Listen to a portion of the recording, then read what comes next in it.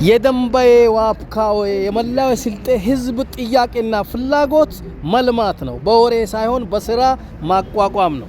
ለዚህ ደግሞ በመላው ዓለም ያለን ስልጤዎች ስልማን ማጠናከር ነው።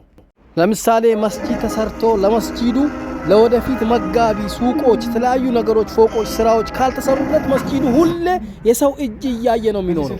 ስለዚህ ስልማም በራሱ መቋቋም እንዲችል የራሱ የሆኑ ሱቆች፣ ፎቆች እንዲኖሩት ስልማን ማጠናከር ያስፈልጋል ማለት ነው። ከዚህ ወሳኝ ሐሳብና ጥያቄ ውጭ ሌላ በግልም ሆነ በቡድን የራሳችሁን የወሬ ፎቅ ለመስራት አጀንዳ እየቀመራችሁ ለህዝባችን የምታመጡ ሰዎች ከናንተ በላይ ለስልጤ ጠላት የለው።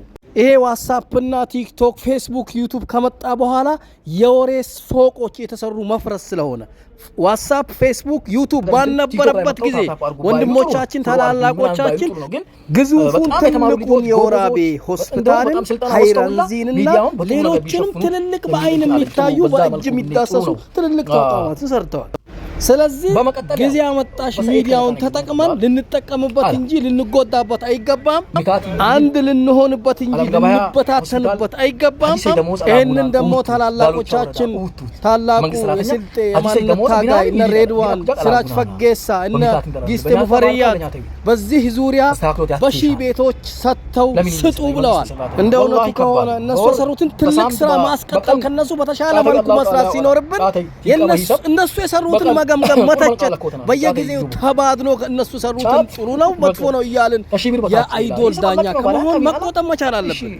ሰው ከቻለ ትልቅ ስራ ይሰራል፣ ካልቻለ ደግሞ ትልልቆቹ የሰሩትን ጥሩ ስራ ያስጠብቃል ነው እንጂ ሰው የሰራውን ይሄ ጨረቃ ህጋዊ እያለ በየጊዜው አፍራሽና አዳሽ መሆን አያስፈልግም። ይሄን የመልማን ንቅናቄ ሁሉም ስልጤ በያለበት በሀገርም ሆነ በውጭ ሀገር ያላችሁ ወንድሞች በአንድ ቆመን የተጀመረውን ፎቅ ማስጨረስና ሌሎችንም መጀመር ማስጨረስ ይኖርብናል።